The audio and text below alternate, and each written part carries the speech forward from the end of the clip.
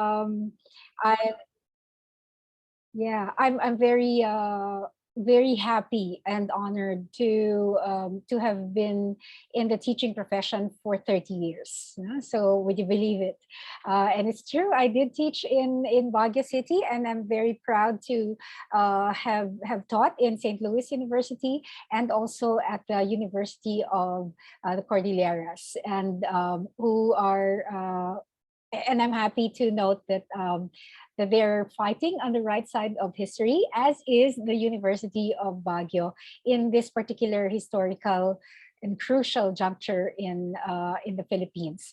So I was to begin, no, I just really want to thank Dr. Kitan for the invitation and for organizing this event, because it was really such a happy surprise, no, when I met them at Mount Cloud Bookshop in April, when I visited Baguio City briefly, not just to bring my children to Baguio for their annual vacation. So I announced that I was going to be in at Mount Cloud Bookshop just to sign books, if anyone wanted to meet me and have their copies of Abinako, or so I thought, sign. No? So this is my memoir, published by the University of the Philippines Press last 2020, and it's available at the bookshop. Now I signed some copies there, so if anyone wants to buy, you know, after the lecture, then it's available there, or of course also available on Shopee and Lazada, but those aren't signed copies because they're coming from the press directly. So yeah, and I was surprised that Dr. Kitan was there, and she was there with your Professor Stacy Bolislis Ison, who I'm very proud to say was my student in St. Louis University, and many years ago. And I'm very proud of her work. I'm always particularly proud, no, of the students that my former students who became teachers, and many of them from SLU and from the University of the Cordilleras, the College of Teacher Education. And I hope some of them were able to make it today in our very full Zoom room. So thank you very much to everyone who has, you know, taken a chunk of their afternoon to be with us live here at in our Zoom room, and also for hello, not to those of you who are in the Facebook live stream. There's also some people in the Facebook live stream. So I think that even before we begin, we've already won half the battle, because we have, in a way, been able to capture the imagination of a particular audience.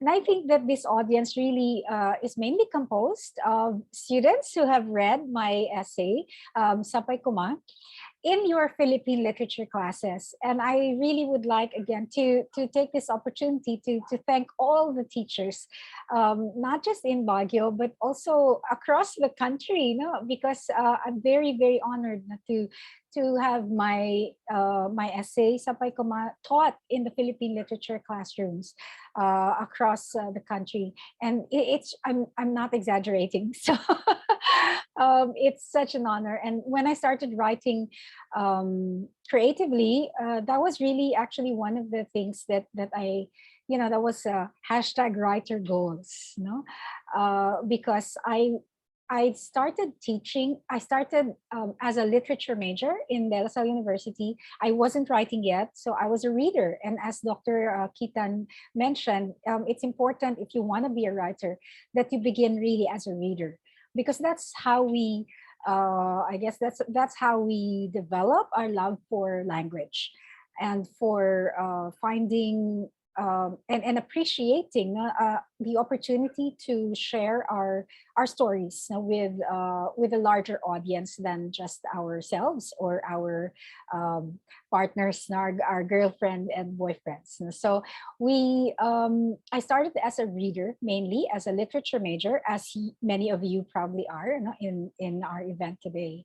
And later on, it's much later, when I discovered that I was a writer and that I um, had a story to tell. And that's why I really resonated with the title of this event, um, weaving your story through words. And that's really how it begins, no? The idea that you have a story to tell, and that your voice is particularly important to be heard.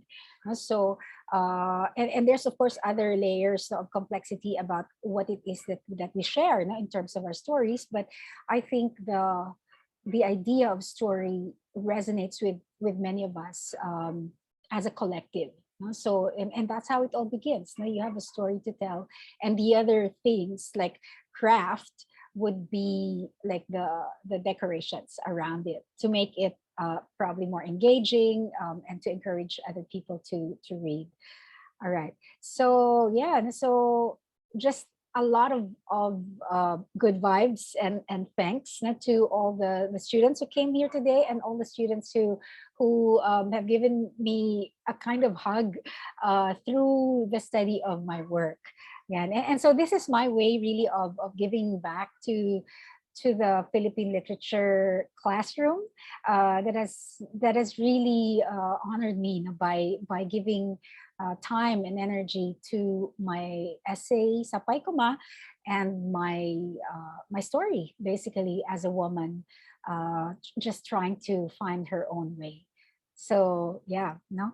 Let me share my screen briefly, just to show before I hold on. Yeah, before I start with my reading, I have so in case anyone wants to take a screenshot of the sources, these are the main sources. Of course, there's a lot of other books about writing nonfiction that you can look at. Maybe more newer ones, of course, but for this particular presentation, these are the main sources that I use, for the craft portion of my talk. But I would like to begin today, of course, by honoring the story, by reading a little bit, from just as a short excerpt from the essay Sapay Koma. I did a reading of this portion in a podcast that was published by the University of Santo Tomas Creative Writing Center, but they edited it and removed the portion about the dog eating, and I suspect that it's because maybe the larger audience may be kind of sensitive to that particular aspect of the story. But I think our audience, the University of Baguio and the Benguet community would understand the importance of this particular detail about eating the dog. All right, so let me read that portion. I'll stop sharing so that you can. Oh, sorry, so that you can see. Hold on. So excerpt from Sapay Koma.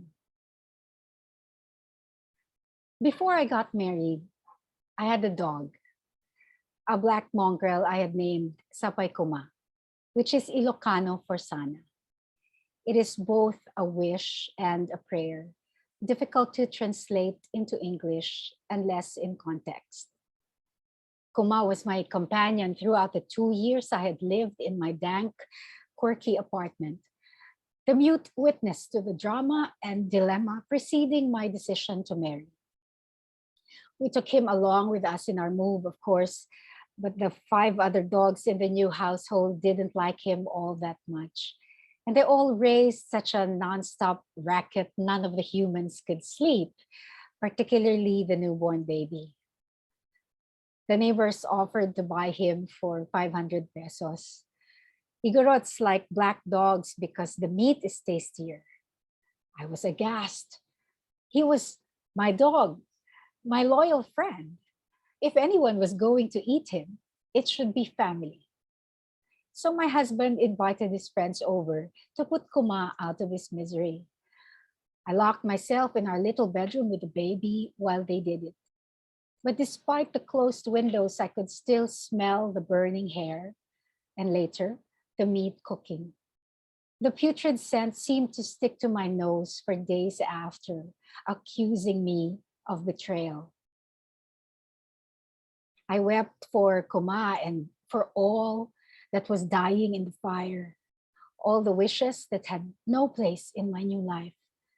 I decided that this was the price for what Filipinos like to call paglagay sa tahimik. It took 2 hours for the meat to be tender enough to eat. And when we all sat down to dinner, I was glad they didn't expect me to partake of the canine feast. Yet I did. I took one mouthful, which I swallowed quickly without chewing, so I wouldn't have to relish the flavors. I may have had the stomach for it, but I didn't have the heart. I only wanted to show them that I respected their culture, even though, in fact, I would never belong. Also, I was hoping that this way, Kuma would forgive me for having failed him, for offering him as a sacrifice at the altar of my marriage. This way, we could be truly together.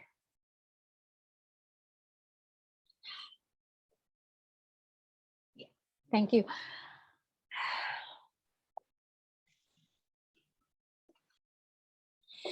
Yeah, okay. Surprise. Um, it's been a long time, no? It's been 20 years. It's been 20 years, 22 years, no? So that's surprising. I haven't, yeah, it's hard.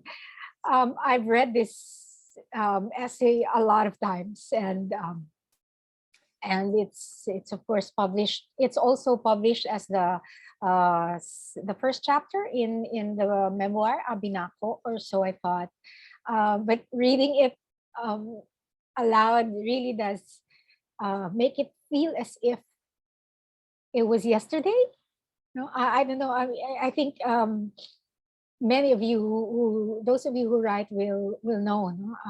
How it does feel that way, and that's why it's important to write our stories. Part of it really has to do with remembering, and not just remembering as in maaalala mo, but really honoring, no, that memory. And so the my talk today is really about that, no? So in a way, I am remembering Kuma, and also honoring him, his sacrifice, no?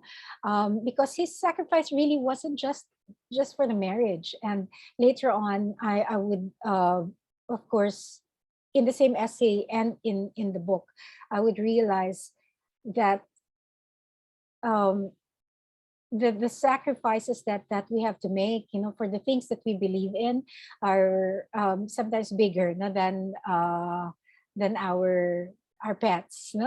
Or but basically, of course, it has to do with sacrificing some of the things that we love to gain other things that maybe we love better, or that we love bigger. All right. So, okay, now I've uh, caught my breath. So let me start sharing my slides again. All right. So can you see my slides? Yes? Yes, ma'am. Okay, good. Yeah. So just wanted to say, that how special it is, our event today, because like I posted in my Facebook, and in the other social media, I it feels to me that this event, this talk on writing memoir, um, that has been organized by the University of Baguio in particular, feels to me like a homecoming. And it is a homecoming because the story uh, the true story na started in Baguio, and the essay Sapay Koma would not have been written if not for the stories, you know, that began in Baguio. So I'm taking it back home, and it's really yeah, I'm really grateful na for this opportunity to take Sapay Koma back home to Baguio City in quite an official manner. So I had to Google it. I usually don't Google myself because it's I feel a little shy about the things that I might find.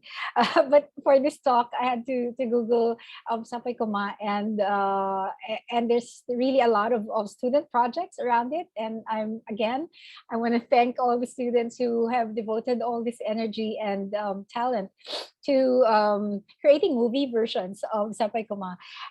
It's kind of it is surprising to me because like this particular one on the left side, it was created by UB high school, senior high school students, and so I wanted to feature that in particular. But it was really surprising to me to watch the way the story was told, no, because it really was creative, and because it's a movie version, I guess they kind of took their liberties to make it more dramatic. Well, I have to tell you that the story really isn't as dramatic as that, but I suppose that the teachers have their own rubrics, no, about how creative the students can be with their projects. But I was also surprised, no, that one of these student projects had garnered almost 12,000 views. This one by Amor Sology. 12,000 views for a student project. Wow, that's a lot of views. Maybe it's because of the actors in the film, but yeah, and I'm so very honored na to see those. There are also some PowerPoint presentations. And since 2008, no, I think the Sapay Koma was published in 2008. I looked at, so I Googled it, and there are about 27,000 results. And some of those do not have to do with my essay. I think there's a song that's entitled Sapay Koma. But the first result in my Google search is the place where it was first published online. So I just like to remind everyone that this essay is free online, no, because there are some unscrupulous websites, I was told, that are actually charging like $10 to for a copy of Sapay Koma. And so please make sure that when you search it, that you get the free copy from Dagmay dot online, no? Which is the website of the Davao Writers Guild, no? So we publish works from Mindanao. So yeah, no, so since 2008, no, that's a lot of results for, I imagine, no, for me as a writer, and I'm very proud, no, of this particular achievement. Um, so because of the success, no, of the essay na Sapay Koma, I some students were asking for a sequel to Sapay Koma, and I don't know if it's not technically a sequel, but this is what happened to me after I left Baguio City. So I moved to Davao. From Baguio City, I moved to Davao in 2007, and and this is the book, no, that came out of the first 10 years. So the coverage of this memoir is the first 10 years of my efforts to rebuild my life in Baguio City, in Davao City, after the end of my marriage, no? So yeah, and so if anyone's interested in what happened, no, after I took the leap of faith. Now it was a leap. I think that's how I presented it in Sapay Koma, no, that it was a leap of faith, and And I remember still, my former helper who said who told me about that proverb, the Visayan saying na pag minamalas ka sa isang lugar, itawid mo sa dagat. So itinawid ko nga sa dagat, no, from Baguio to Davao, and here I am, no. And Abinako is my tribute, no, to all the, the adventures and misadventures that I have gone through in the past 10 years. All right. So yeah, and since we've talking about the memoir or writing the memoir, so I'd like now to focus on more of the craft portion of this lecture. So for those of you who are here, not to gain insight into to writing nonfiction.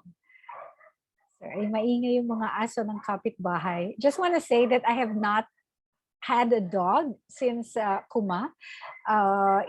It's too hard for me to have a dog, but I do have cats. No? So I've had 4 cats who have in the first batch that passed away. But I do have cats. No? So I have. Okay, and yeah, and now we have 2. Okay, we currently have 2 cats who are bringing joy and challenges to our family. But yeah, so the noisy dogs are the neighbor's dogs. So I apologize for that. All right, so what is memoir? So you've probably heard it in your creative nonfiction classes or in your literature classes. So this is a lecture that I've given many times before here in Mindanao. But I think this is the first time that I'm giving it in the northern Luzon portion. So since moving to the Davao, it seems like I had been expelled from the community. So it's like I disappeared, but I didn't. I'm still around, and I do see myself both as a Mindanaoan writer. And I was so happy that in my last visit, some teachers have told me that they do teach Sapay Koma under Cordilleran literature. And so again, thank you so much for honoring me by putting my work under Cordillera literature. So memoir, of course, derives from the French word mémoire, which means memory. And technically, it can be in short or long form. No? So a short memoir is a personal essay about a particular experience or period in one's life in which one grew up or changed. No? So those pivotal moments, no, that taught you something about growing up. And so usually something like in which you had your first experiences, like your first heartbreak or your the first time you went diving. I do have an essay about learning to dive, or learning how to cook. That could be something that you could write a memoir about. No, if food is a very important aspect of your identity, for instance. No, often it's periods of transition in your life, like getting married or ending a marriage, no? Like my Sapay Koma. And so it could be a short essay, or it could be in the long form, no? Which is in book form. No? So memoir as an autobiographical narrative, but it is not an autobiography. So usually I would ask my audience, what's the difference between an autobiographical narrative and an autobiography? Would someone want to share that?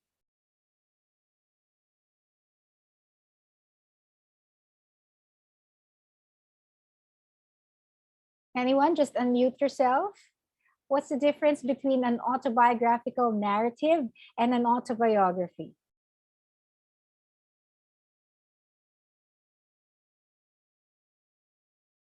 Or should we call Megan our host?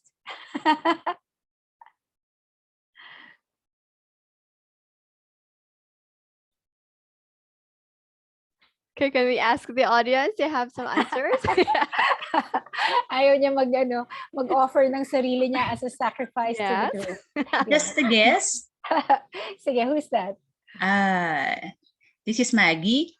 I think Okay, if it's Maggie. autobiography, it's the length of your life. I mean, from childhood until death.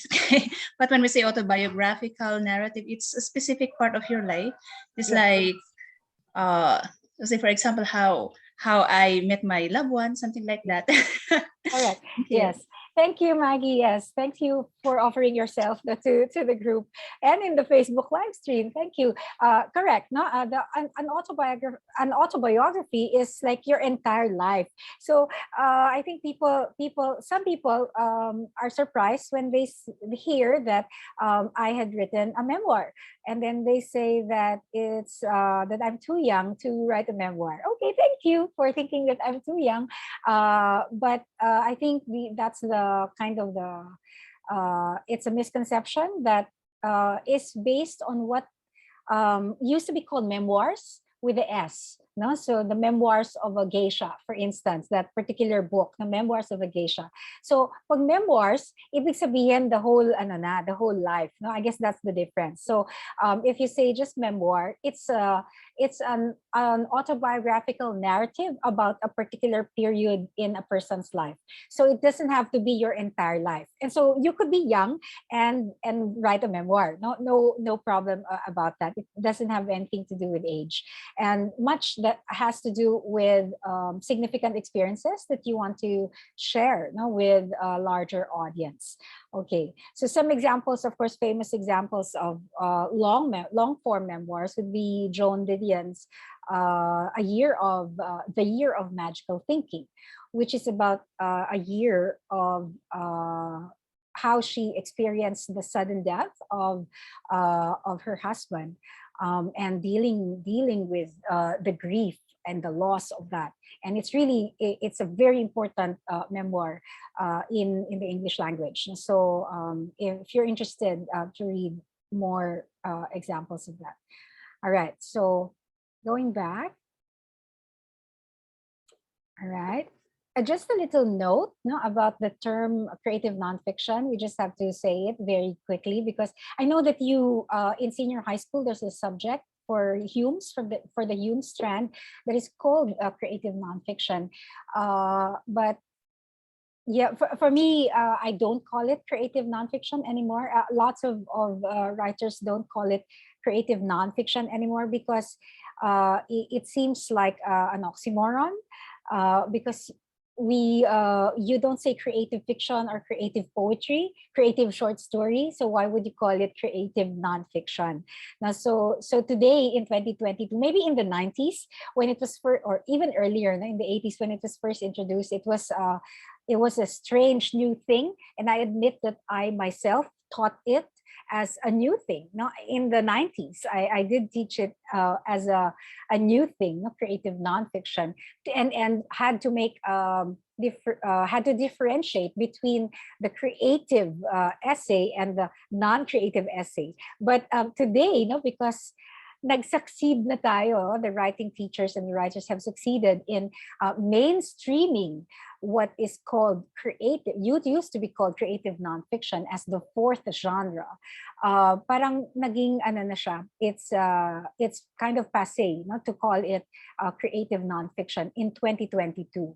I would say just call it nonfiction if it's long, or if you want to use the general term, or in short form, it really is the essay. Essentially, creative nonfiction in short form is the old literary genre of the essay. So, of which there are many types. No? So that's why we would use the umbrella term nonfiction. And they're all creative.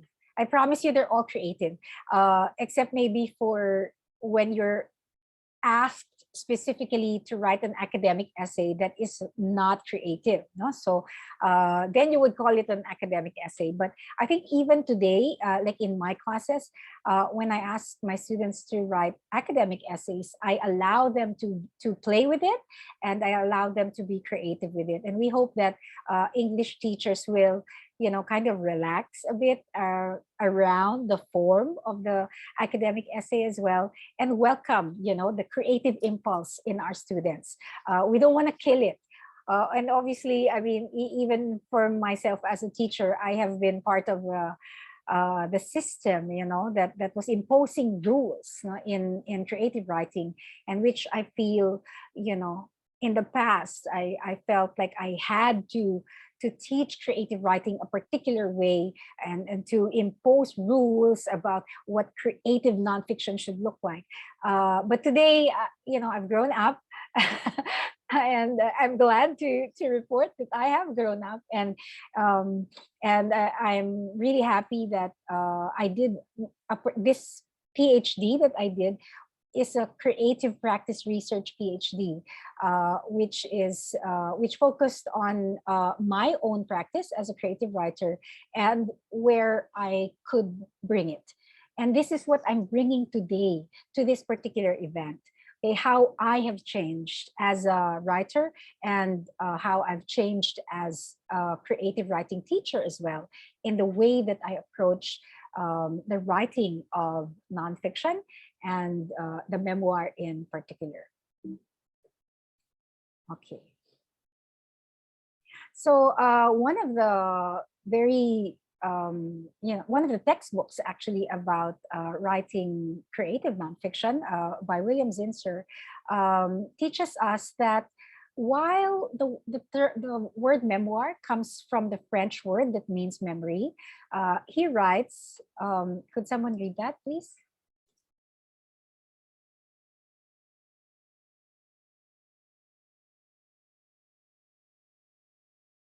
Could you read the slide, please? Yes, ma'am, I would read. Good memoirs are a careful act of construction. Memoir writers must manufacture a text imposing narrative order on a jumble of half-remembered events. Yeah, thank you, Megan. Yes, so the memoir is not just about remembering, no? It is about construction. No? So parang bahay, nagko-construct ka ng bahay. And if you want to write a memoir, you must manufacture it. No, you manufacture in the sense that you're not really building from scratch. You really are building from the actual experience. Kasi nonfiction siya, di ba? So hindi natin iniimbento yung sinusulat natin. Totoo siyang nangyari. And a lot of readers actually, if you go to Dagmay, and where Sapay Koma is published, a lot of readers actually mistake it as a short story. I have students asking me about it, and thinking that it's a story, and so they ask me, what inspired you to write this story? And for me, that's surprising because it's not a story. I don't need to be inspired by anything to write this story because it actually happened. See, that's the thing with memoir. It actually happened. But the manufacturing of your memoir is not just the actual happening. Hindi ka pwedeng magsabi na kung sinulat mo yung memoir mo, you can't justify disorder in the narrative by saying, but that's how it actually happened. Hindi pwede. So in a way, it is like fiction or short stories that you can't excuse yourself by saying, but that's how it actually happened. Kasi ang pagsusulat ay paglalagay ng kaayusan, no, doon sa kwento. So you need to impose a narrative order on a jumble of half-remembered events. And I think that's also important. I should have colored that, no? Half-remembered. Bakit half-remembered? Someone wanna explain why the events are only half-remembered?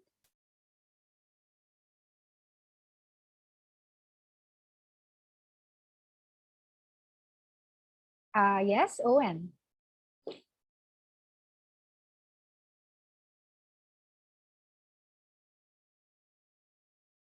Could you unmute Owen?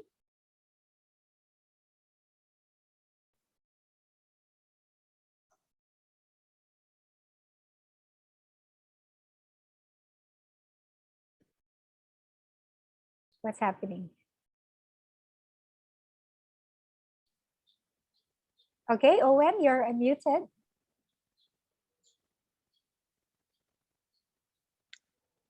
Um, Sorry, but I'm not Owen. This is Roslyn. Okay, so uh, why is your name in the Zoom, Owen? Sorry, who's talking? This is Roslyn pa. Roslyn. All right, Roslyn, go ahead. Why are the events only half remembered? Because we cannot really remember all the details that happened on that day. So it's half remember because we only remember those memories that we cannot forget, or it's important to us. That's right. It's even when sometimes when we experience things, we feel like we're going to remember everything, right? Especially like like very important events, like your first kiss, for instance. You think you're gonna remember it, and you're gonna remember everything, and you're never going to forget. But 2 months after, you're gonna. I mean, what are you gonna remember about it? And 2 years after your first kiss, how about 20 years after your first kiss? Like the older you get, the less you remember. And the older you get, really, how it becomes more important to forget than to remember, because some of the things you really don't want to remember. And so the events are half remembered. Some writers, they write immediately after something happens, and quick response, because they don't want to forget, and that's a good thing in a way, because it's a kind of note taking.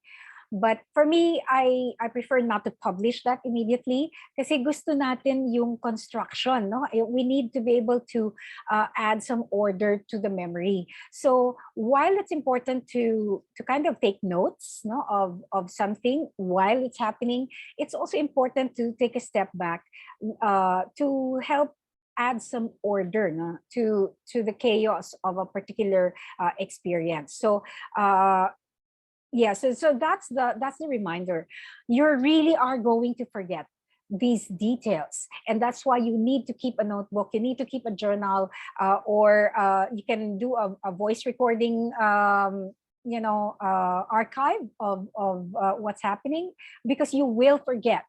We assure you that you will forget, and you know it, no? And even at your age, at your young age, you know that you have forgotten many things. Some of us more than others, and so the events are half remembered. And so if the events are half remembered, half of it is really invented, isn't it? It is half invented, and when you write about it, that's when you are able to construct it, no? And that's why we talk about craft, no, in writing memoir. So it's not just about remembering, and even the what we remember is also important, no? So Roslyn mentioned that you only remember what's important, but how do we know that that's important?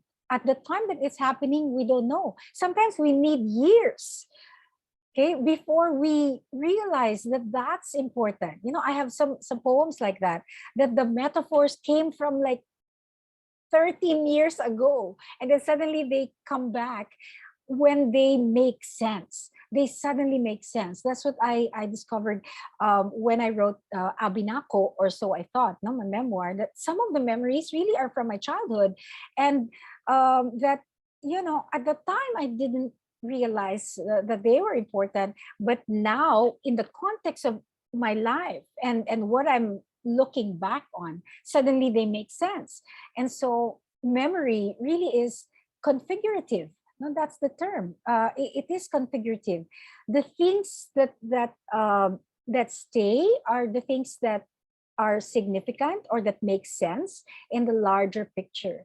And sometimes that takes time, no? Like even when the computer is configuring, no? Sometimes it takes a longer time than we would wish, no? So but that's it, no? That it has to do with the configurative aspect of memory. And for a writer, the way we are able to manufacture the text. All right. And I like this, how would you say, this poster that I saw on Instagram. It says, "Go laugh in the places you have cried." Why? Why would we do that? No, it's because we want to change the narrative, and this really has to do with us. Maybe um, the emotional layers, no, that we associate with a particular place, and those of you, of course, who have read Abinako will know that there is an essay there. There's a chapter called "Coming Home: A Study in Disaster," which is actually the kind of like literally the sequel to Sapay Koma, the short sequel, because I write about that time in 2015, in which actually the end of December 2014 and up to the new year in 2015, I wrote about our return to Baguio, which I felt was a little bit of a disaster at that time, and so that was the last time that I went to Baguio together with my children, and I felt like I had to go back to Baguio to change the narrative. I didn't want that to be the last memory I have of Baguio. And so with my friends, recently we went back to Baguio. Um, to Baguio as friends, as they say, to go laugh in the places we have cried. And it's such an important journey. It was really an important journey in changing the narrative. And I will tell you why at the end of this talk. So literally, we need to go on journeys to make a story or to change the narrative that you have of that particular place. And in writing or through writing about that particular place or that particular experience, we're able to revisit that narrative and shed new light on it. All right, so here we are. So just as a technical background on the types of memory. Okay, so Paula and Miller write about 3 types of memory. The first one is, I can't see my own screen, the earliest memory. Yeah, so of course that's literally a place where you can begin. Okay, so if you're thinking of writing prompts, so for if you want to write a memoir, you can begin certainly with thinking about your earliest memories. You know? And that's usually the most logical starting point in our narratives. You know? So the earliest, go back to the earliest. And so of course the older you get, the less early memories that you have. And so that's not the only type of memory. Okay, there is also what is called metaphorical memory, which has to do with the force and power of images. Sometimes we don't remember talaga the actual event, but there are things that we remember, like images that we remember from it that have a metaphorical value. No, and if you in Sapay Koma, that would be, of course, the dog. No, so that is the literal dog, but that's also a metaphorical memory about the things that we wish for had happened. No, Sapay Koma, sana ay. No, so all the things. It is a metaphor. So the name of the dog and the dog itself are metaphors. No, for the things that we wish we had done or that we still had, that resonate within an essay about loss and recovery in a way. No? So there's a metaphorical memory. And finally, for Miller and Paula, the third type of memory is muscle and sense memory, or how the body remembers.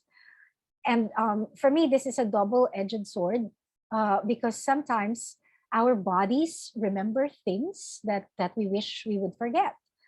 And you know it, that for instance, trigger warning, no, for those who have suffered physical or sexual abuse in childhood. Some of us are able to kind of shut it down in our memories, in our brains, because it's just too painful to remember. So we shut it down, we forget, but our bodies still remember. And so our bodies recoil maybe from touch, or our bodies cannot feel pleasure. No? So because of that particular muscle and sense memory of a negative experience, for instance, of abuse. But it doesn't have to be negative. Sometimes it's pleasure. So the pleasure of eating something delicious, no? So like food especially is a function of memory. Okay, really sense memory. So you know that, no? So if you had eaten something in your childhood and forgot, okay, and years passed and you haven't eaten that, and then suddenly you have an opportunity to taste it again, then you remember everything comes back, no? Parang Celine Dion, it's all coming back to me now. And food has that kind of magic, the sense memory. And that's why when I go back to Baguio, every time I go back to Baguio, I want to try the Pangasinan bangus, because you kind of take it for granted, those in the north, that you have bangus from Pangasinan all the time. But when you leave the north and you don't get to taste the bangus from Pangasinan, you're really like it's like a loss. It's a huge loss in my life when I moved to Davao, and I couldn't have bangus from Pangasinan anymore. And it was like we do have bangus here, famous bangus like Alcantara bangus, which has really the chan, the belly is really fatty and really nice, but it's not as tasty. Iba talaga yung bangus sa Pangasinan, and that's how sense memory works, when you taste it again. And I'm sure that a lot of you will understand what we're talking about. And so that's another way to start a memoir. And one of the very famous, iconic examples of how sense memory works is really the work of Marcel Proust. I'm sure English majors or literature majors have heard of it, yung a remembrance of things past. Or in French, no, I'm going to show off, À la recherche de temps perdu, no? The work of Marcel Proust, which all began because he ate a pastry called the Madeleine. He ate a Madeleine, and it reminded him of his mother.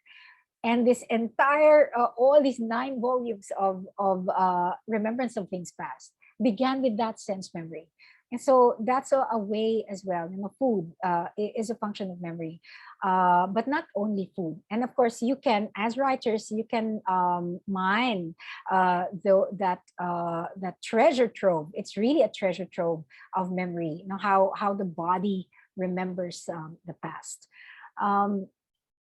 Just as a side note, the picture is the goddess Mnemosyne.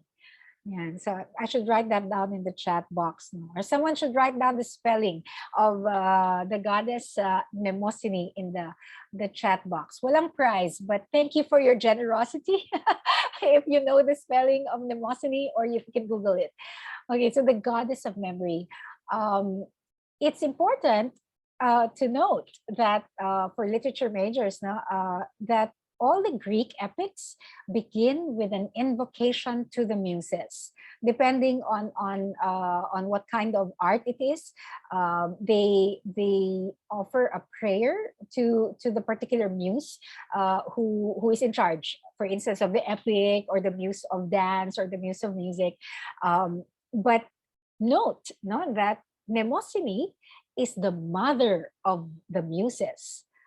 Okay, so when I write, I offer a prayer to the goddess Mnemosyne because she is the mother of the muses. Memory is the mother of the muses, which suggests, no, according to the Greek tradition, and I'm sure we have indigenous knowledge that has to do with where art comes from. But for here, in this particular instance, no, in the Greek tradition, all the arts derive from the gifts of mnemosyne, which has to do with the things that we remember. Yan. Okay, so other issues, some technical issues regarding writing of memoir. Sorry, I pressed the permission to admit instead of, anyway, so yeah, kasi I think I'm co-host of the event, so I'm also seeing the admit persons to the room. Thank you to everyone who are still coming to the Zoom or room despite the late juncture. All right, so one of the very important issues that I had to face, of course, when I started writing memoir, is the family. No, because these things they didn't happen to only me. They happened to my family and to my ex-husband's family. And one of the things that really you have to ask yourself when you're writing memoir is, how much of it is your story to tell? You know, do you need to ask permission to speak? So I put that in quotation marks. Okay, because why? If you had to ask everyone permission to write your story, then you're never gonna write it. Diba? Someone's bound to say, don't tell this portion of the story, don't tell this story. And so as a writer, I feel like if you had to ask someone's permission, an actual person, you know, who's still living, who is in the story, if you had to ask someone's permission, then you just won't write it. And so how do you resolve that? And I think that's a very important question that we should address. You know, it is elided, I think, in many discussions around writing memoir, that how much of it really is your story to tell? And that's what you focus on. So that really is the first question that you ask yourself. You examine the experience and the situation, and then tell the story from your first perspective. Okay, really your story, and that I think has integrity in itself. You know, if you're able to resolve that within yourself, like how much of the story, the whole situation, is really your own story, then you'll be able to resolve the matter of permission. You only need your own permission to write or tell the story. Okay, because now you're focusing on your own version of events. Okay, another technique that you can use, and this is really literally technique, is to render the issues as scenes, images, and metaphors rather than as issues.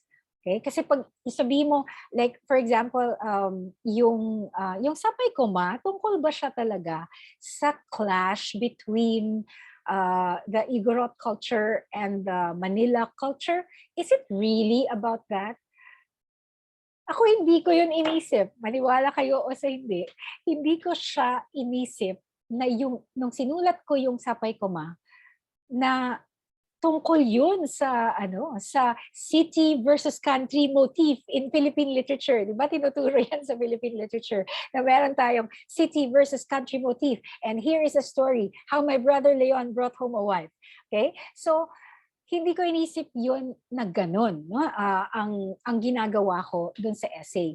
Kasi feeling ko, pag inisip ko na, gusto ko sumulat ng essay tungkol sa city versus country motif, hindi ko siya maisusulat. No? Hindi ko talaga maisusulat. Kasi it will be too huge, and I would feel too, it's too much of a burden to write an essay about the struggle between city and country, or Manila versus the Cordilleras. And And I think it's wrong. No? It's wrong to see, for instance, Sapay Koma as about that, no? Because it really is more than that. It is so much more than that. And of course, I thank the teachers who have taught it that way. That it is about more than that. It really is at heart about, a woman who is, you know, who wants to be happy, right? And who doesn't want to be happy? In fact, God wants you to be happy. So the big issues are rendered as scenes. So mga eksena. Favorite ko talaga yung eksena. Sorry, yung eksena doon sa Sapay Koma na kaya self-love ito, the greatest love of all.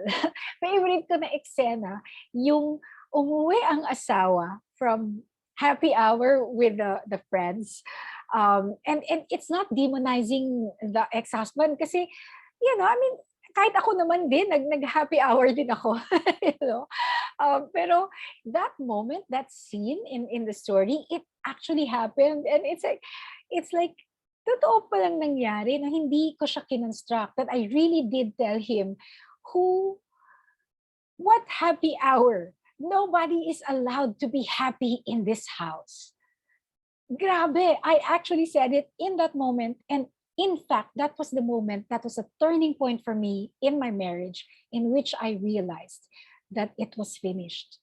It was finished because I felt that I wasn't allowed to be happy. And that, as a core value for me, as a core value, I really wish, I want to be happy. And so rendering that big issue as a scene is, I think, a way to deal with the matter.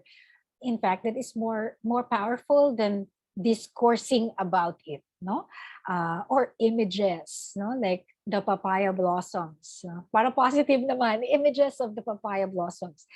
True story, binigyan ako ng bowl of papaya blossoms. And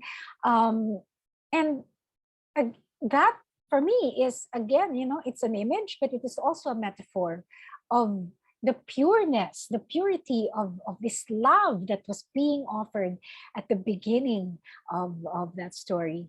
And I think it's still there, it really is still there. And it lives on, in Sapay Koma. So there you go. So that, in terms of technique. If you want to ask more questions, of course, there will be time at the open forum. Bilis ng oras. Initially, I thought ang haba nung 2 hours para sa talk na to. And now, you can see, just as a time check, that I have to end in 15 minutes. So, the third aspect regarding permission is ethical and creative choices. And this one, I think, is not elided. Now, in many textbooks about writing nonfiction, there's always a chapter about ethics, the ethics of telling true stories.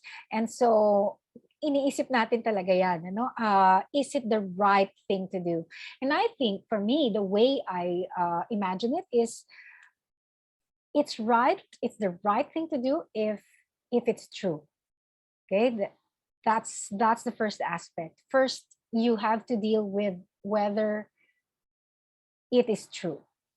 And it is true from your perspective, only your story. Obviously, I don't know the story from other people's sides, but at least I know it is true from my side of the story, and therefore it is the right thing to do.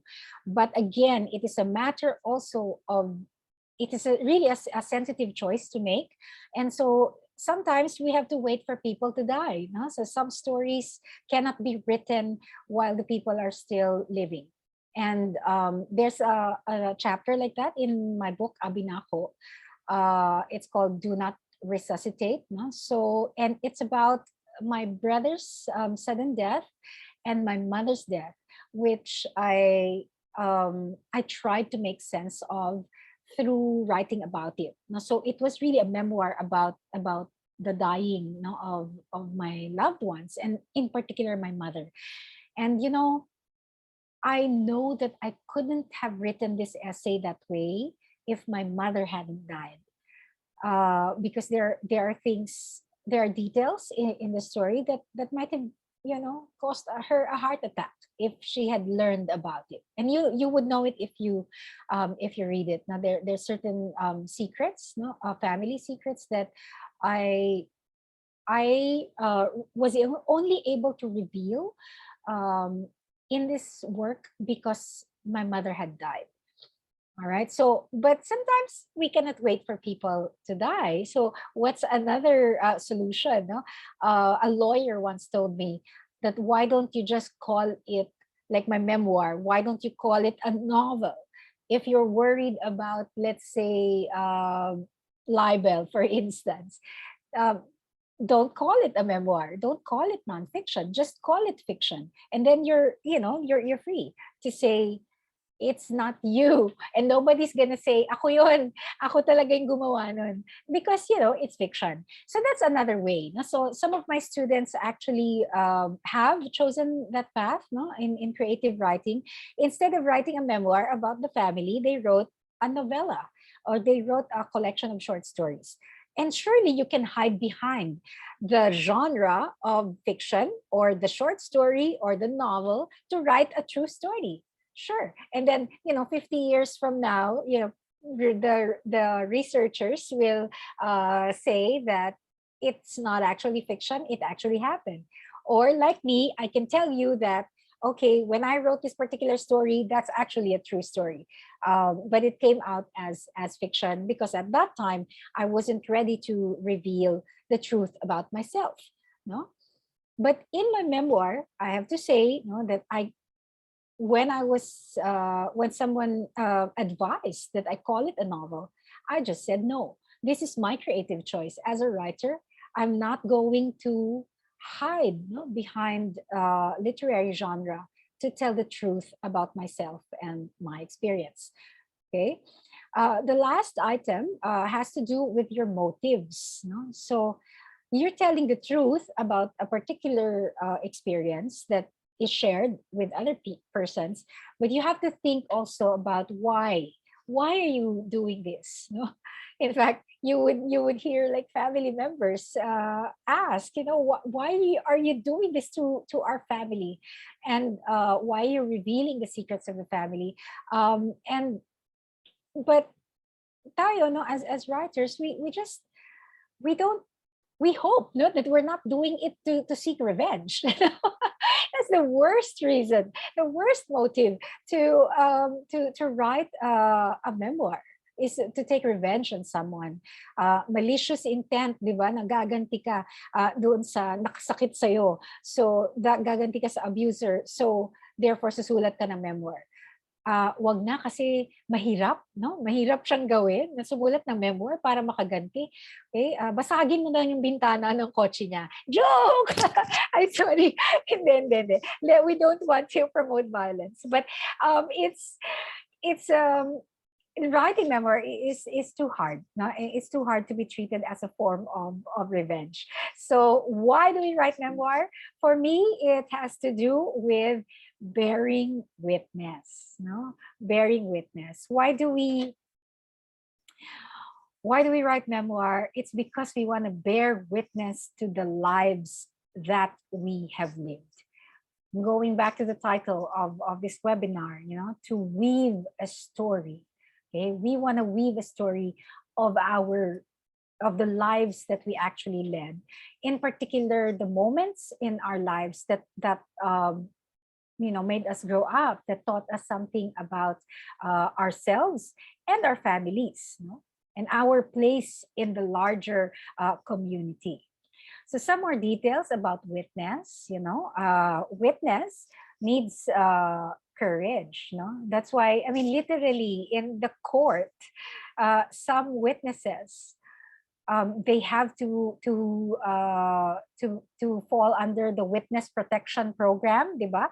Witness, because pag nag-witness ka, may consequences, particularly for whistleblowers. And of course, it's so important. For instance, currently, the biggest news about a particular witness retracting his witness or his so-called testimony, retracting it all and saying that it was all a lie, and I am referring to the cases against Senator Laila de Lima, who has been unjustly accused and unjustly imprisoned for the past 6 years on the basis of a false witness. No? So she should really be freed, and that's my stand. And I hope that this won't be censored. No? Free Laila de Lima and allow her to serve as a senator in her fullest capacity as a free woman. All right, so bearing witness takes courage. And this one, I really like to repeat it. It bears repeating that the word courage comes from the Latin cor, or the French word cœur, which means heart. No? Courage. No? So an act of courage is an act of heart. So it's not for everyone. No? Bearing witness is not for everyone. And so others write stories. Yeah, or fiction instead of nonfiction. So it has to do with the readiness to face the truth. Okay, here is the truth. I will tell the truth, and I will carry the consequences of telling the truth. Yeah, and there's always a consequence, but consequence is so negative, But there's a reward for telling the truth, right? You know it. It's biblical. The truth shall set you free, and that is really the only reason to tell the truth, because ultimately that is what we want to be. We want to be free, and the truth shall set us free. That is a promise, and I do believe it. You don't have to be Catholic to believe it. So I just want to draw attention to this clip, this image still from the documentary Forbidden Memory from 2016, directed, written by Gutierrez Teng Mangansakan II, about the Malisbong massacre in 1974 during the time of the martial law of Marcos. So in which more than 1,500 Muslim men, women, children were murdered. And Mangansakan produced this film. It is called a documentary, but the director himself said that it is not actually a documentary. It is an act of remembering. So there's a huge difference, when you say that something is a documentary, you're filming it as if you were not part of it. But I think Mangansakan was able to draw attention to the fact that even though wala siya doon during the Malisbong massacre, and he filmed this by interviewing the survivors of the massacre, he is in his own way participating in the remembering that is being done by the survivors of the massacre during the martial law of Marcos. So in this clip, the survivor says, it's hard talking about this, and I hope this story serves its purpose. And that particular massacre and the telling of the truth about it really does have a larger purpose in our history, because people outside of Mindanao really don't much care what happens in Mindanao. And so we have to keep bearing witness, to these atrocities, particularly during the time of martial law, which, of course, as you can see, has suffered a lot of revisionism, through the online venues, the free online venues like YouTube and TikTok, where false information has proliferated about the role that the Marcoses have played in the destruction of our country and our democracy. So we hope that the telling and retelling and telling these stories, for instance, about martial law, will serve its purpose. Okay, so for smaller projects, of course, like life stories, I think we still want to be able to see our small stories as existing in the context of a larger society. You know, our stories don't happen in a vacuum, right? So why do we write about them? So first, we want to come to terms with our experiences directly. You yourself, looking at what happened, looking at what you did and the choices that you made, and coming to terms with it. And I think that's for me, that's the point, no, of the memoir Abinako. Ano bang ibig sabihin ng Abinako, no? Sa Binisaya, ang ibig niyang sabihin ay akala ko, no? And I translated idiomatically as "or so I thought," but it's really clearer in Tagalog. No? Akala ko yung mga bagay na akala ko ganito. No, the things that I thought were true, for instance, about myself or about what I wanted to do when I moved to Davao, about what I think of myself as a writer. Yung mga akala ko. Okay, yung mga akala ko, yun na yung tunay na pag-ibig. Pero hindi pala. Okay.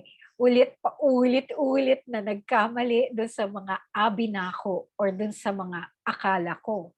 And I had to, every time I sat down to write my memoir, and it was literally every day, I was writing every day to finish the book within the context of my PhD dissertation, was coming to terms with the false expectations that I had of myself and the choices that I made and the consequences, no, of those choices. Walang happy ending. Wala kang masasabi na, ay, happy ending, hashtag happy ending. Wala pa, kasi nandito pa tayo. Hindi pa tapos ang kwento. So okay lang. No? So don't worry about whether your story has a happy ending or not, because it's not finished. I always say, what's important is you're still standing. I'm still standing. No, I'm standing. And fighting. And still writing and bearing witness to even the false expectations I had of myself. No, mga akala ko.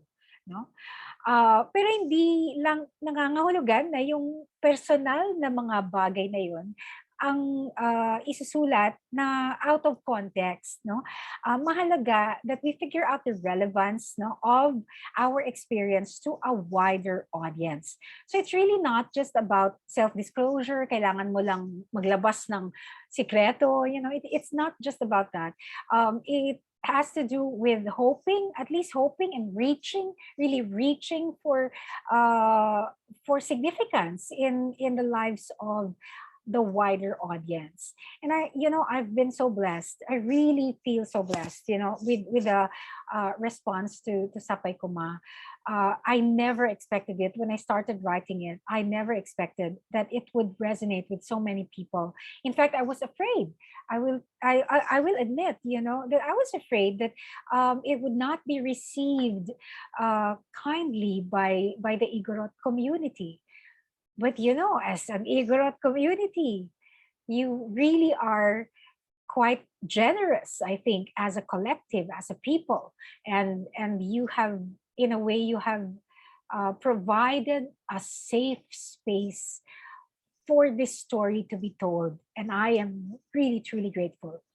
In terms of Abinako, again, it's a bigger project. It's a book, and it has to, I imagine, a wider audience. And I have been also blessed, to receive responses from my readers who are not my friends. So syempre, yung friends ko, they've been generous in their responses to it, and in a way, that's how they. It's kind of gift, not to each other, when we write about each other's work and we write about it in a positive way, and that's a gift, which I value, of course. But what's surprising is, of course, the gifts of responses and not the things that you didn't ask for or that you didn't expect. People, readers who are strangers, who write me and tell me how relevant the story and certain parts of my journey as a woman and my family's journey of starting over have resonated with these readers, and I really am so grateful, and I appreciate it. So please, if you've read my work and it has touched you, please write me, send me a direct message on Twitter at Jhoanna Lynn Cruz, or not in Messenger, because of course there's a message request folder that I don't look at because I get hate mail from Duterte supporters in Messenger. So please send me a DM in Twitter or Instagram about your personal responses to my writing. It's really a gift. In fact, not just to me, but if you have a favorite Filipino writer and they're online, tell them what you think of their work, especially if it's positive. If it's negative, wag na lang. Okay.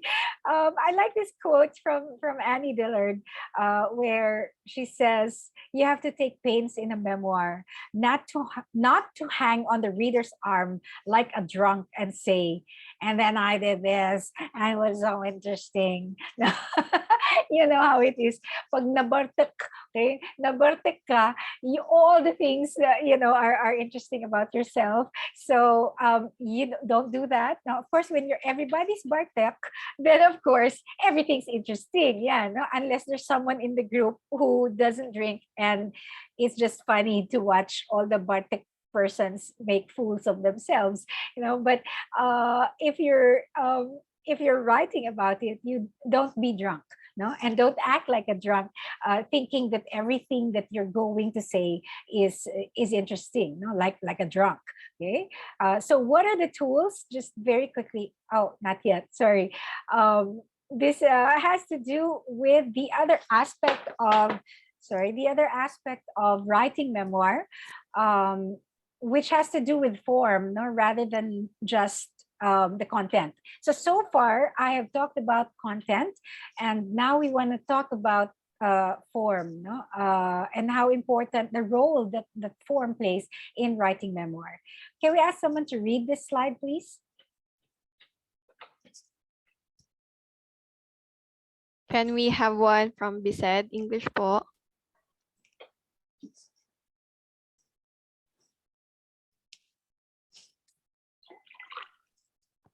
Justin, are you there?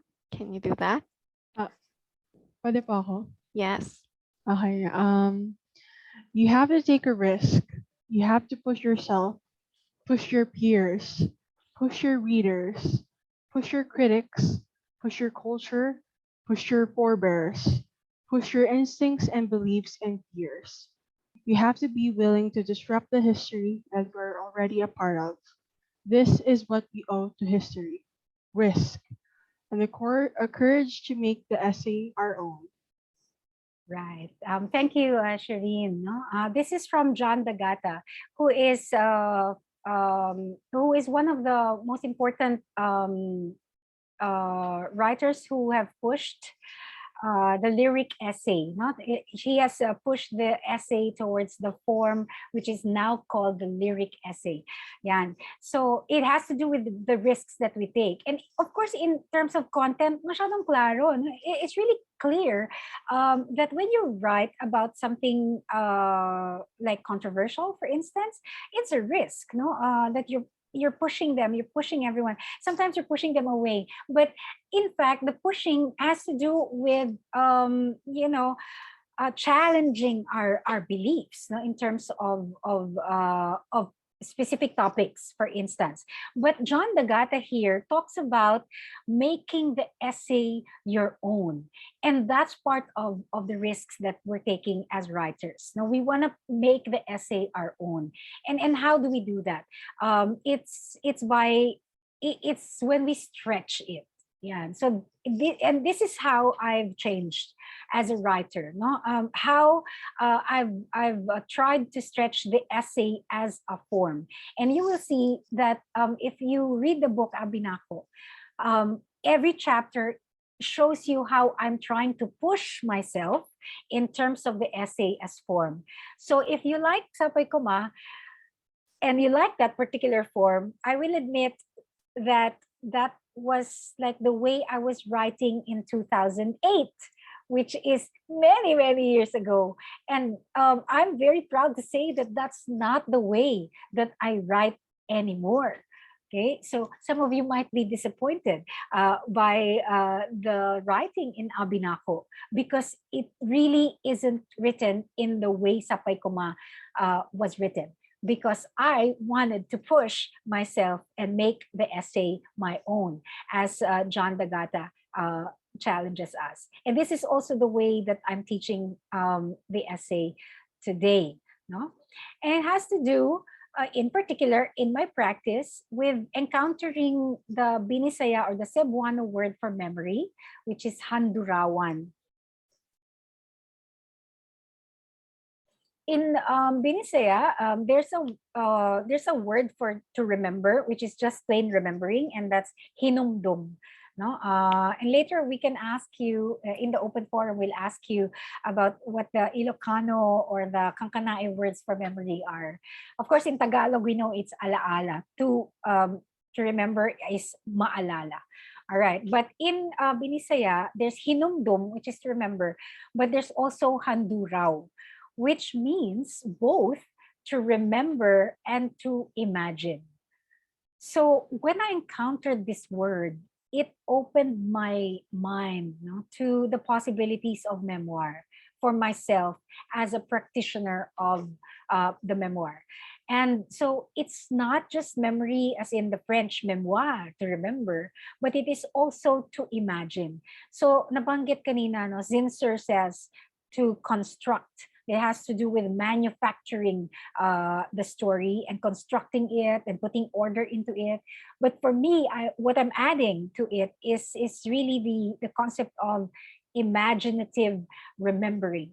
No, so I ask in the essay, the chapter "Do Not Resuscitate," in which I talk about Handurawan. I ask, what is it we imagine when we remember? Another chance at our shared past. That's what I'm remembering. So when for instance, when I write about my mother, I think about getting another chance, to heal my relationship with her, and that echoes, the sentiment of Christy Wampole, who said that writing is an imaginative rehearsal of what isn't but could be. Okay, so this has to do with getting another chance, to live again, to relive it, even in your imagination. But what I add to it really is that the imaginative aspect of remembering is not so much in the content, which you cannot do much about, right? Because that's what happened. But it has to do with how you're working with the form of the essay and how you're adding your imaginative approach to the form or the way that you are writing it.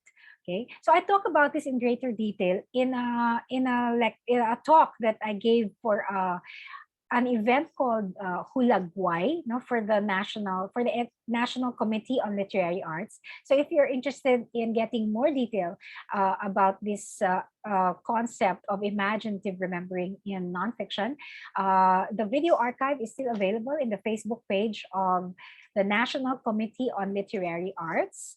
And the series of talks is called Hulagway. Yeah, no? So in case you wanna, there's a lot of talks about it. Kasi series yon last year, held in the last quarter of 2021. So I urge you to check that out, the video archives. All right.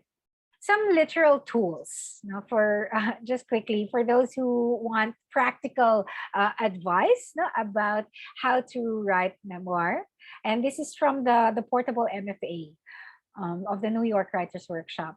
I think the most important tool is selection. Yun yung, di ba, sabi nga ni Annie Dillard, you can't be drunk when you're writing memoir, so you have to select, learn how to select. There was a writer who once asked me, she said, is there anything at all that you keep secret? And she's referring to my my essays, no, my nonfiction. And I would have to say that yes, I keep a lot of things secret. Wouldn't you want to know? I mean, wouldn't you want to know, right? So people who read my memoir say that it's like a roller coaster, no, of experiences. But I have to tell you that is really selected, really truly selected memories. There's many more things that I didn't select, that I didn't include in the memoir because they're just too private. No, in fact, another writer said to me that there are things that we shouldn't reveal in our writing, that we should keep to ourselves in our relationships, and I agree. I agree. There's many things that we don't write about, but the things that we do publish, we have selected them because that's the most important tool. The selection tool, parang sa ano, di ba, sa computer, sa design, you have to select. Because sometimes, you know, there are lots of details that aren't interesting, that are like a drunk or too private to reveal. And then once you select, you need to decide whether you're going to magnify it or draw attention to it, add more drama to it, or if you're going to compress it. Okay? Kasi sobrang haba na, no? Let's say sobrang haba na ng essay, so hindi na siya dapat i-expound pa. So dapat matuto ka rin nung compression tool, no? To make it smaller, to not draw too much attention to it. So these are just literal tools that you can employ or deploy in your writing of memoir. And just to summarize that, could someone read that?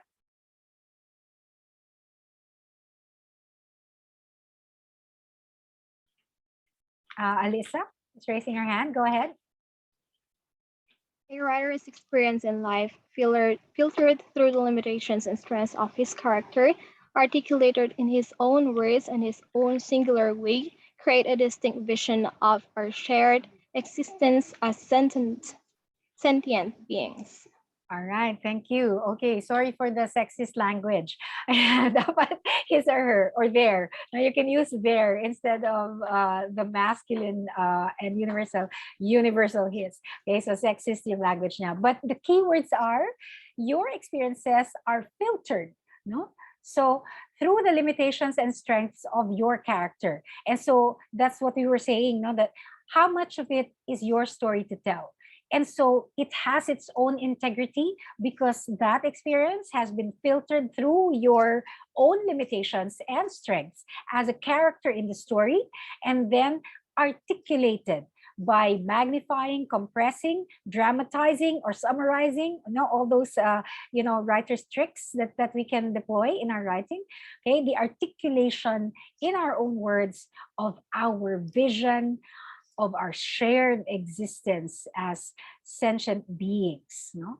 So these experiences are not just, our own. They really are shared among all of us, no? Among all human beings, for instance.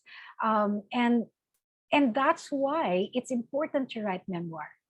Because you're not alone. It teaches us when we write memoir and when we publish, when we are read, and our readers tell us that our stories resonated with their own, we are assured as human beings that we are not alone.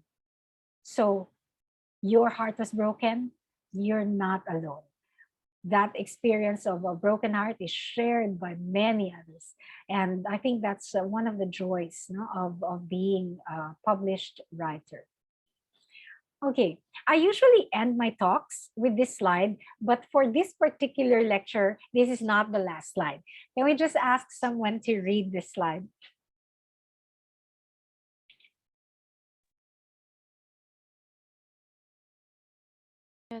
I'll do it, ma'am. Okay. Go ahead. Perhaps I'm telling this story in an attempt to heal myself, to confront what I do not know, to create a path for myself with the idea that memory is the only way home. Wow. Yeah. Yes. Yeah. Wow. No. Yes. So I usually end my talk here because it's a great way to end a talk about memoir. That really, why do we write about these things? It's not just to tell a story or to reveal secrets. It's really an attempt to heal ourselves, not from what broke in us, not because of that particular experience. And there's always something broken, you know. So sabi, we're not broken, just bent. No, we are broken. Okay, certain experiences break us, but we're not dead. We're still here, and every attempt not to write about it, to articulate it, or to make art out of a particular experience that broke us is also an attempt to heal ourselves. And that's what an essay is. No? As many of you know, from the French word essayer, the essay is an attempt. No? Essayer, to try or to attempt. And therefore, that's all it is. These are attempts to tell a story, attempts, as Terry Tempest Williams says, to heal ourselves, what is broken in ourselves, and to find our way home. Okay. All right. So let me read finally from the last portion of Sapay Koma. I'll just read it from this slide, if you don't mind. That night, my mother-in-law sent me a text message saying they are always praying for us to get back together, especially for the children's sake.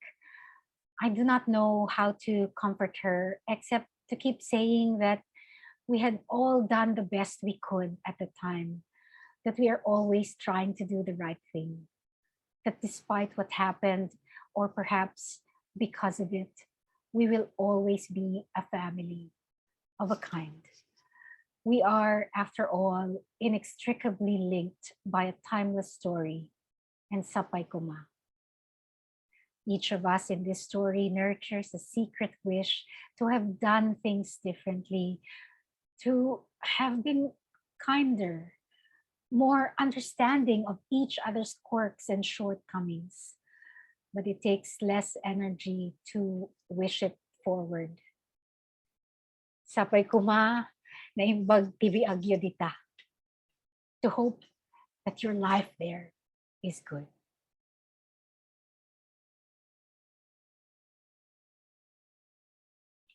Last April, when we returned to Baguio to revisit the places in which we cried, my in-laws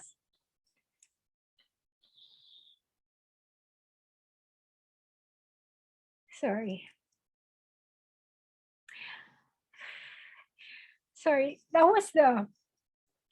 it was a failed reunion in 2015 that finally happened. So the family wasn't like complete because, of course, the relatives from the US were not there, but my in-laws, my parents-in-law were there. And sorry, they sent me a walis. Oh. So as you know, the most famous walis in Baguio is from Tuding. Sorry. Yeah, no, so Baguio is famous for walis as a souvenir. But the best walis in Benguet is made in Tuding, Itogon, Benguet. And so they sent me a broom, and I didn't know how to to put it in my luggage. Of course, it doesn't fit. But I took it at the airport. My luggage was 21 kilos, and so I had to pay extra for the walis. So sabi ng flight attendant, no, at the counter, she said, we can check it in, but you're gonna have to pay 300 pesos for excess baggage. And then she asked me incredulously, magkano po ba yung walis na yan? And in a way, she was asking me to leave it behind, right? Leave the effing walis behind, because the baggage it would cost more. No, the extra fee for baggage would cost more. But I took it. No, I took it home. It's here in my house, because it's not just a walis, right? It is the best walis in Benguet, the tuding walis, but it is more than that. It is a metaphor for making a clean sweep of things, which, if you Google it, means the removal of all unwanted people or things in order to start afresh. And I think that's what I mean when I say that this lecture, this event is a homecoming for Sapay Koma and for my story. And this time, I think we can finally start afresh. Thank you very much for your time and attention.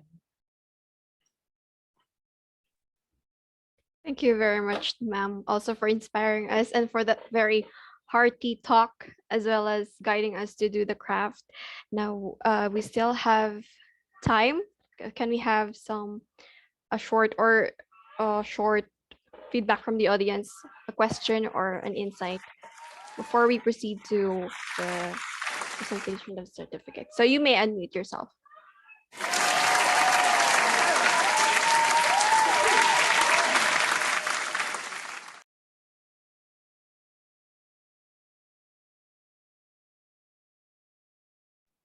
Meron po. If not naman, you can message Dr. Jhoanna in her social media accounts. If you want to reach out or say anything. Yes, we are all very much impressed.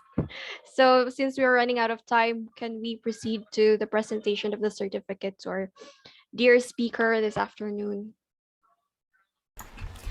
Megan, I think we have around 5 minutes more or 10 for any question and answer. I think our audience would like to ask any question, or they could also share their takeaway from our webinar today. All right, then we have 5 minutes. Okay, but so you can also comment. You want to read we're the gonna read stuff it from from the chat box? Sorry, nakikialam ako. There's some important things in the chat box. I think that should have some airtime, maybe. There, Paul, let's start from Mom. Oh, thank you. And then Mom Beverly said, I'm very impressed with your writings, ma'am, especially the Sapay Koma. Yes, indeed. And then Shireen said, thank you for this webinar, ma'am. I'm not interested to read Sapay Koma now. You mentioned earlier that we should be selective about the story we reveal, but what if we want to discuss it regardless of how sensitive it is in terms of language and content? Oh, that's a question. So, but what if we want to discuss it regardless of how sensitive it is? So I guess it really has to do with your own readiness, no? To discuss things, no? So I think selective naman talaga, dahil we don't really reveal everything, you know, and nobody's interested in everything, right?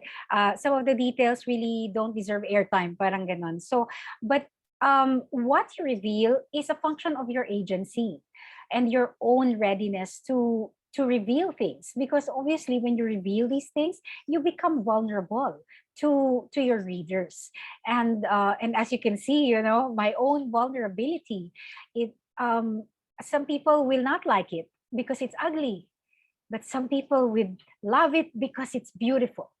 the vulnerability that you're showing through your honesty and your truth telling. So I would, my answer to that, it really depends.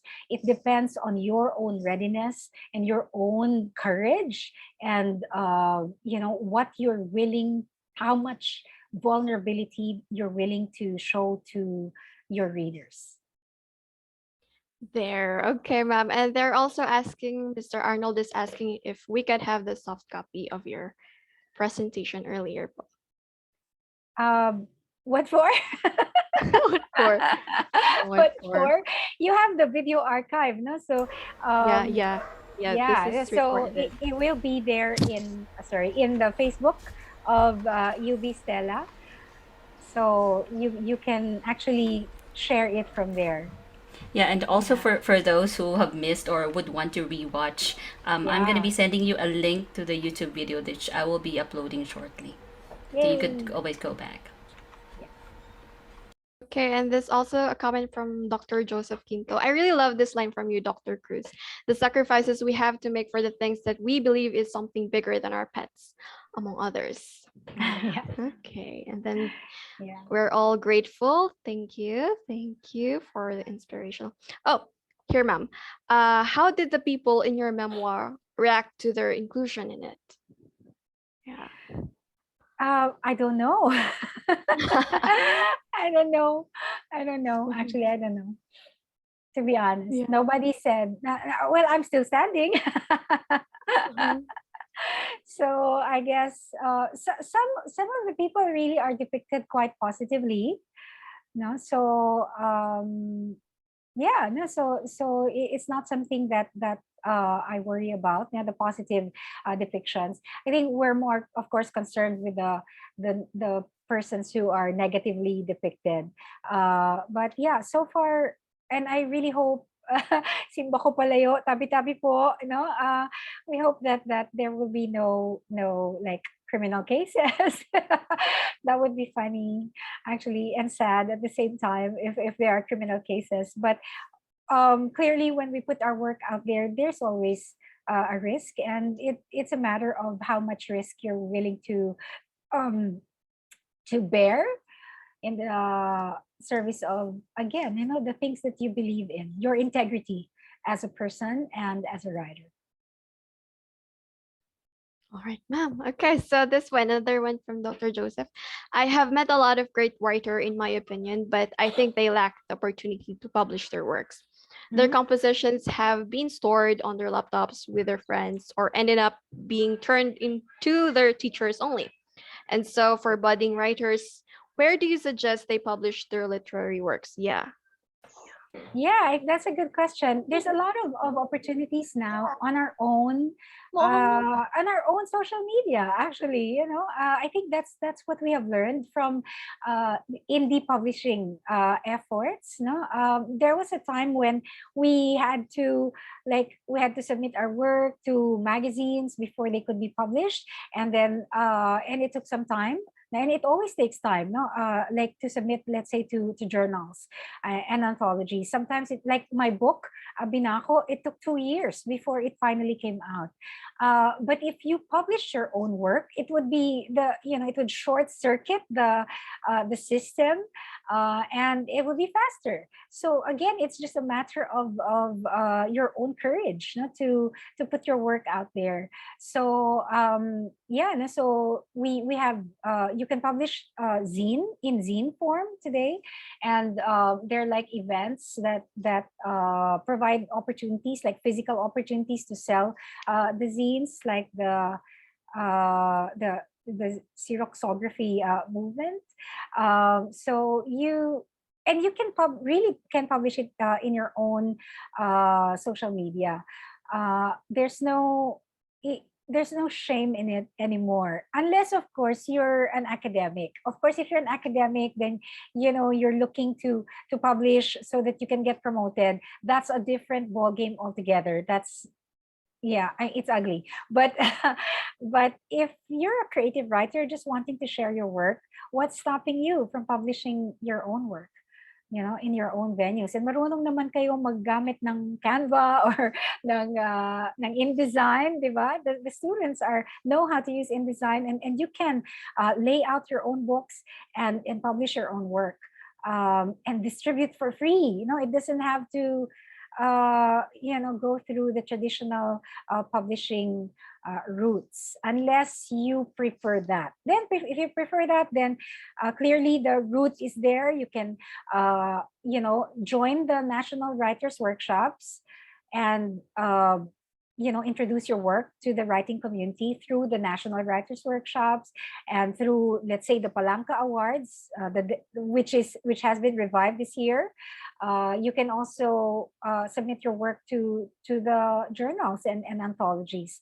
Follow the website of Panitikan for the Facebook of Panitikan for announcements regarding the calls for submission for these traditional venues for publishing your work.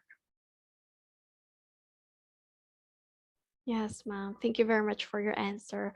And there are a lot of people saying their thank yous here then po, ma'am. They said, thank you for the things you said and choosing the things that should not be said. And you've inspired us all. Yeah, a lot of us are inspired. And then here, mom, your work had always had a space in my heart. I kept lines just to keep me afloat through the years since I first read your work. Thank you for sharing you. And may your work touch more lives. Truly, indeed. That's from Miss Rachel Garcia. Okay. And then thank you, ma'am. It's a very emotional talk. Big hug. And you are an inspiration in writing, ma'am. Thank you so much for a fruitful afternoon with you. Yes, indeed. And then, yes, thank you very much for the words, ma'am. Thank you. Sapay Koma will always be a material in our literature classes as appropriate, said Miss Artie. All right. Thank you very much, ma'am. Thank you very much. So that's the end of our open forum. Does anyone have more? Yes, ma'am. Thank you very much from Benguet National High School, from Hum's English Department. Yeah. All right, ma. So let's have Dr. Karen to present the certificate to our beloved speaker for this afternoon.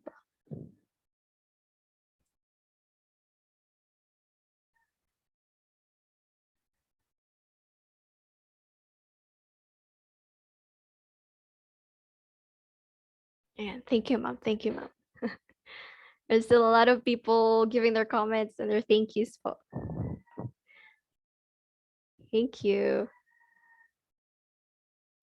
So I hope the audience today will still join the further next or future events of SLL. Thank you, Paul. Okay, there we go. I hope you can see my shared screen, Megan. Yes, ma'am. Yeah, all right. Okay, before I read out the contents of the certificate, I would like to personally thank as well Ma'am Jhoanna Lynn. Right, thank you so much for being with us this afternoon. You have truly inspired a lot of us. I have here a lot of colleagues, former students as well, and present students who are very much interested to listen to your presentation for today. Your presentation and webinar is a reminder for us that we do have, every one of us, as we all have a story to tell, and we owe it to those other people who need to listen to it. Right, we just need to take heart, right, and take courage. Once again, thank you so much.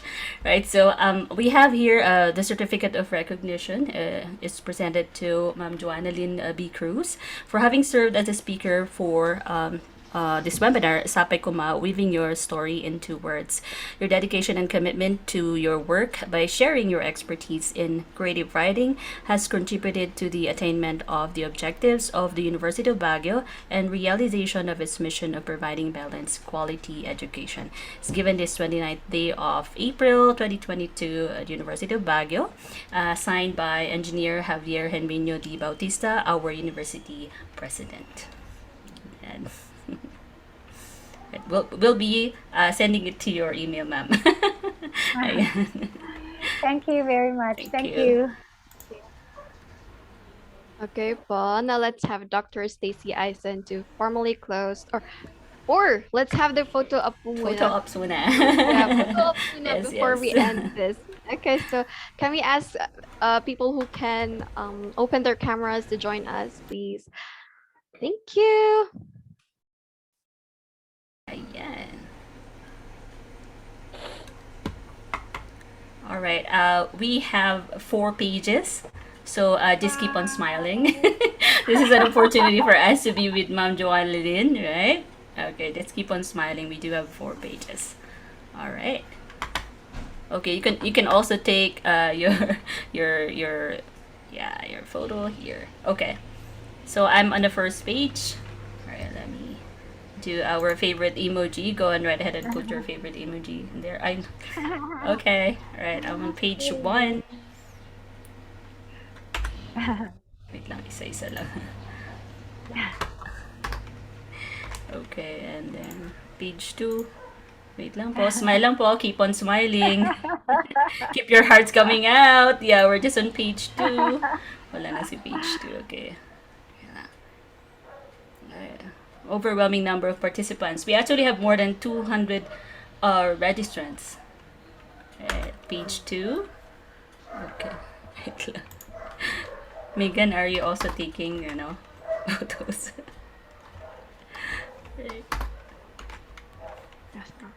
Okay. Alright. And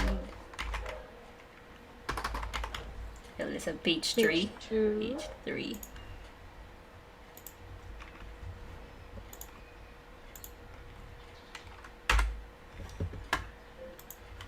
Ayan.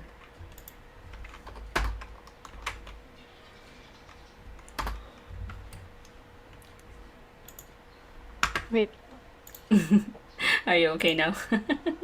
madaming Madami ba? madaming Okay. audience. Yeah, thank you very Alright. much for your participation.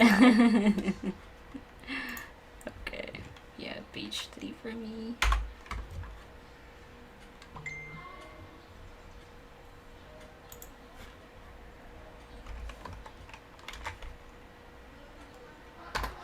Okay. Oh, alright, page 4. There we go. Nag-screen cap pa ako eh. Kaya matagal. Okay, Yeah. here. Or Okay, I'm done with page 4. overwhelmed.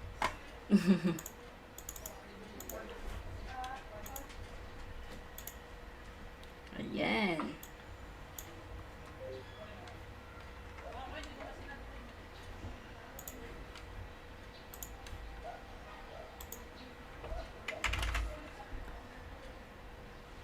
Okay.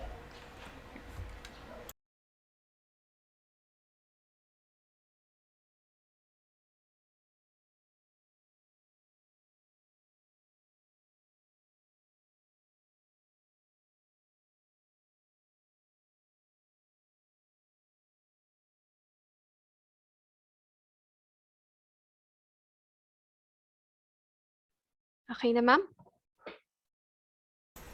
All Yes. right, so it's okay. Thank you very much for your participation. Let's have Mom Stacy Aisan, Dr. Stacy, to finally close this afternoon's event. Thank you very much. Naimbag nga malam, kada tayo amin. Listening to Mom Joy today brings me back to, believe it or not, 22 years ago when she was our teacher in college. So I have classmates here way back in college. Magda is here, Jem is here, Freda is also in the Zoom room. So that was definitely 22 years ago. And Mom Joy, as we called her, she has remained the beauty and brains that basically amazed us every time she was in our class, and she definitely made us love language and literature more. So fast forward to the very first time I had to teach Sapay Koma, and I was heartbroken. I was definitely heartbroken to be reading about the heartbreak of my teacher. And it's not an exaggeration to say that for every semester that I taught it, I was also heartbroken every time. But thanks to Abby Nako, So please get a copy of Abi Nako in Mount Cloud. It's available at Mount Cloud Bookshop. So thanks to Abi Nako, and of course through social media as well, reading about her life in Abi Nako and looking at her pictures with her children in social media somehow cured me of my heartbreak. I'm happy that she has continued her journey towards happiness. And so for everyone in this Zoom room, I pray that we cherish all the moments of our lives, good or bad, as we are only given this life. And Sapay Koma, ta nasaya at tibiyag tayo amin. Sapay Koma, ta maisurat tayo mat, tibiyag tayo. Salamat kanyayo amin. Thank you so much, Ma'am Jhoanna. Thank you so much. Yes, thank you, Ma'am Stacy. Before you leave, can you please do an evaluation of the webinar? Thank you very much. Nasa comment section po. Thank you.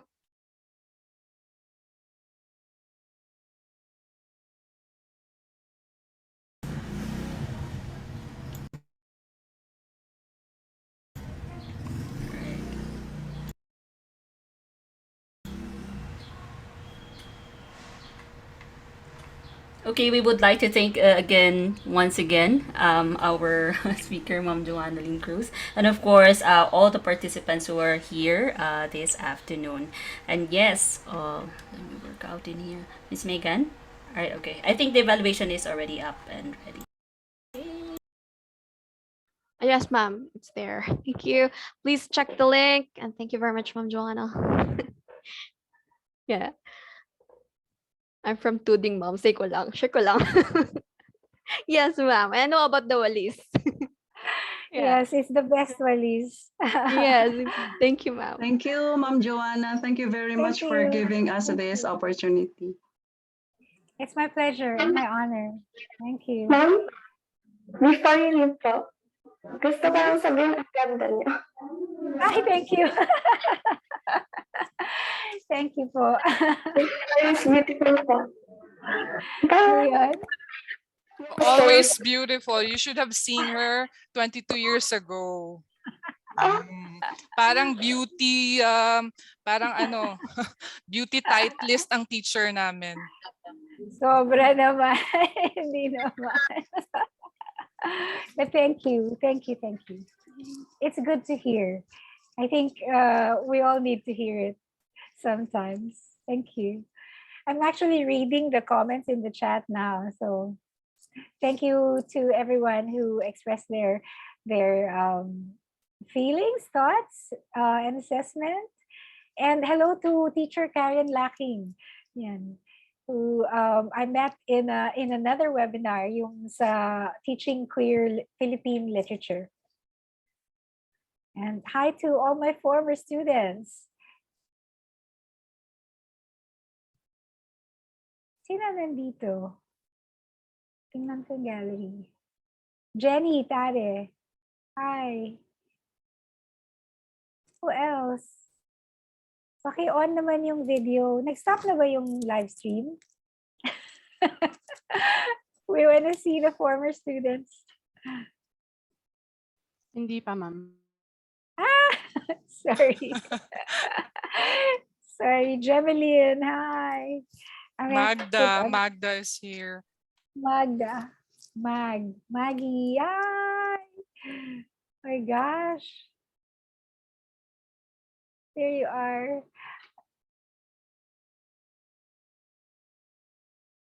Who's teaching? Hi, Jenny. Si Stacy lang ba nagtuturo? Genevieve. Hi. Maggie's teaching po. Saan? Even Freda, SLU. Oh, wow. Yes, pero wala ng literature. Saan? Bakit walang literature? Sa college.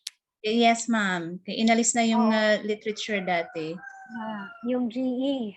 Yeah. Yes, ma'am. So, you should be teaching it in the, ano ba yun, Senior. Arts 1? As a senior high, tinuturo. Pero sa college, di ba pwede siya ituro sa GE na Arts 1? Yung content, ma'am, is more on visual arts rather than literature. So hindi nyo pinapasok yung literature. Sa bagay, ang ikli kasi ng SEM, actually, I also teach Arts 1 sa GE program, pero the bias is really towards visual art, no? So, Yes, kailangan ma'am. natin exert ng effort na i-push yung literature na examples doon sa Arts 1. Kasi art din naman siya. Yes. Kaya nakakamiss eh. Konti masyado ang time. Yeah. Well, I'm glad to hear that you're teaching. I'm really proud of my former students na nagtuturo. Especially proud. Of course, the others are also successful in their own right. Pero syempre, iba yung value ng teacher sa community, di ba?